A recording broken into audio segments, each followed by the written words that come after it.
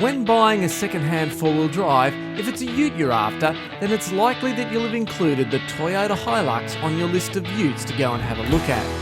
And if you're looking for a bargain, then the 1998 2.7 litre petrol dual cab could be just the one for you. It's a very capable off-road machine and probably one of the most easily modified vehicles on the market.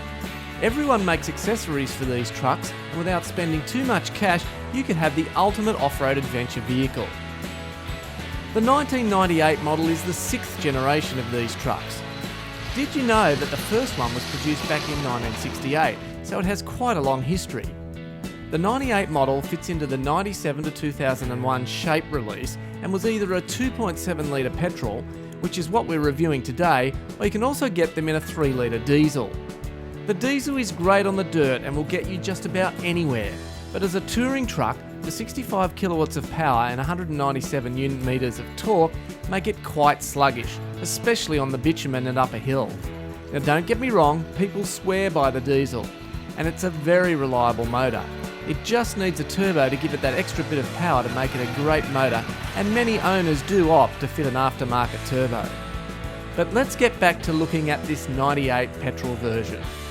The 98 Hilux is now 15 years old, so it's important to find one that's been looked after, and typically you'll find them already fitted with a range of accessories. This one has a bull bar with driving lights and UHF aerial mounted, and this is a common accessory, and well worth getting one with these already to go. A snorkel is also a common accessory that you'll usually find on most Hiluxes. Lift kits for the Hilux are very popular, and they come from a variety of manufacturers and range from 2 inches to 4 inches of lift. The 2.7 litre engine puts out 108 kilowatts of power and 235 Newton meters of torque. It's plenty of power for the average owner, but it's a little thirsty getting between 12 and 16 litres per 100 k's, depending on your driving style. Other typical accessories that you'll likely get when buying second-hand are rear canopies like this colour-coded ARB model. And of course, a good set of roof racks is easy to fit and once again available from many different manufacturers. This model came standard with steel wheels, but there are a large range of alloys available, and a good set of all-terrain tyres is an essential for off-road use. Rear bars and many other modifications are often great extras that will add to the value of this age of car.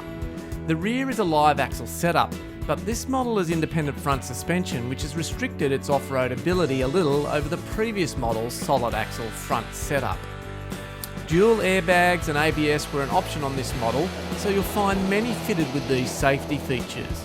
And if it does have the ABS fitted, it has a neat off-road function where the ABS is disabled at low speeds to aid in braking on loose surfaces. The front approach angle is excellent, especially if the front bumper has been replaced with a decent bull bar. Rear depart angle is okay, but it does bottom out every so often in places like this. But put a lift kit on and that will help considerably. However, even with the stock height, it will clear most obstacles with ease. Driving position and drivability of the Hilux is okay. The seats are comfortable enough, but if you have adult rear passengers on board, you'll probably need to have the front seats forward for their comfort. Legroom in the back of the Hilux isn't fantastic, but it'll seat an adult. I'm not sure you'd want to go on a long trip sitting in the back, but it would be fine for a young family with smaller kids. Now you've seen this one doing a few water crossings in this review, and even though it does have a snorkel, even without they go quite well over water. Most of the electrics are well sealed and high up in the engine bay, ensuring that water doesn't become too much of a problem. 15 years old means these cars are going to have a few Ks on the clock, and you'd be lucky to get one with less than 250,000 kilometres. But in terms of price, in 2013 you'll likely pay between $7,000 and $10,000 depending on condition and the accessories that have been fitted.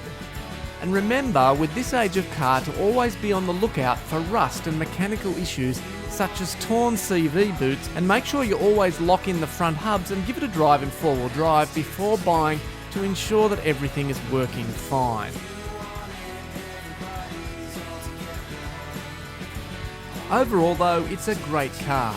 It doesn't have too many bad points, but a few negatives would have to be the fuel economy, and also the fuel tank, which is only 77 litres, which means you'll probably only get about 500 kilometres out of a tank. And for a long trip across somewhere like the desert, you'll need to carry a few jerry cans. In the off-road capability area, the independent front end does restrict it compared to the live axle, but not enough to look for an older model in my opinion. All in all, a great car and a good second-hand choice.